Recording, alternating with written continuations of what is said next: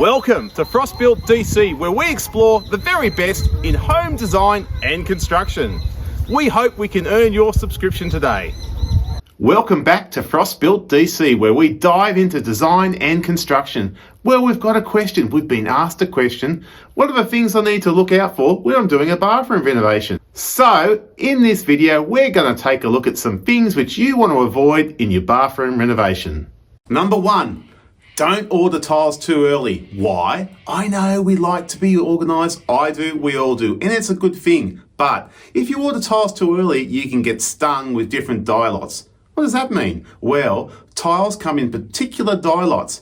And if you have 2 tiles next to each other from 2 different dye lots, it's pretty obvious and looks pretty bad. Number 2, you need adequate space and ventilation. Space, ventilation and fresh air, all magnificent ingredients for a bathroom. Number 3, inadequate lighting. The best lighting is professionally designed. It has ambient lighting, task lighting and accent lighting, all needed to make your bathroom boop. Number 4, choosing the wrong materials. Work with professionals to avoid this. Some examples of wrong materials might be a beautiful stone that's very porous and very good at soaking up stains, or timber that's not suitable for wet environments. Swelling and warping timber, stained stone, very, very expensive to replace. Don't make this mistake. Number 5, overlooking storage needs. Don't overlook your storage needs. You need more than you think.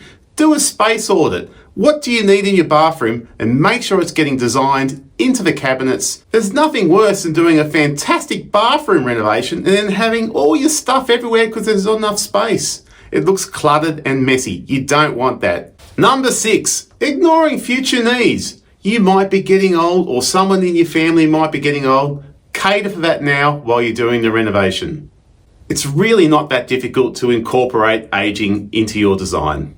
Number 7, this one is the biggest one. Inadequate waterproofing. Don't fall for this trap.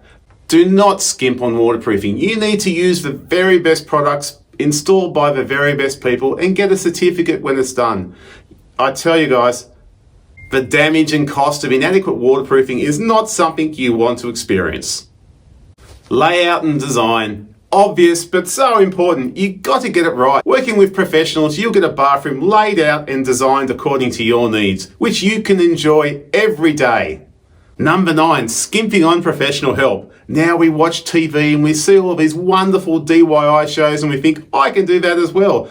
But you can't. What you don't want is sometime in the future, if you're selling your house and prospective buyers walk into your bathroom and say to themselves, looks like they did it themselves.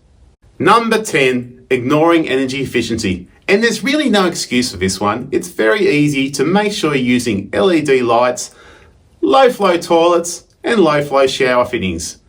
They save you money, they work well, they look great, and they're good for environment. Win, win, win. Number 11, underestimating time and budget. Don't underestimate the budget. Work with professionals, they'll guide you through the budget.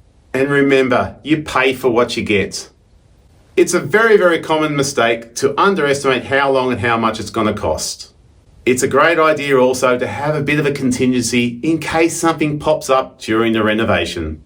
I do hope this video is helpful, and if I had to choose my top points, I'd say waterproofing, design, and budget. They're probably the top 3 to watch out for.